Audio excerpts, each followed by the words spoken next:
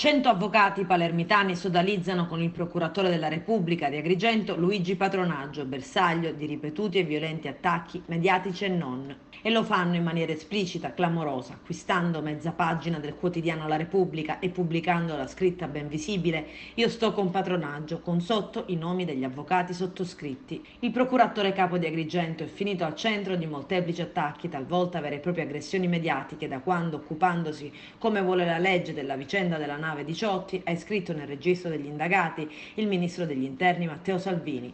Oltre agli attacchi mediatici, nei giorni scorsi, come è noto, a Patronaggio è stata inviata per posta anche una cartuccia di grosso calibro contenuta in una busta con un messaggio minaccioso. L'ultimo frontale attacco mediatico è dell'altro ieri, nel corso di una trasmissione TV che ha avuto per ospite Vittorio Sgarbi, il quale ha puntato il dito sul magistrato accusandolo di insabbiare inchieste. Lo stesso Sgarbi ha indicato la sua fonte delle sue ardite notizie in un avvocato agrigentino attualmente simildetenuto, dato che sta espiando una pena pari a 3 anni e mezzo di reclusione perché condannato in via definitiva per più episodi di calunnia.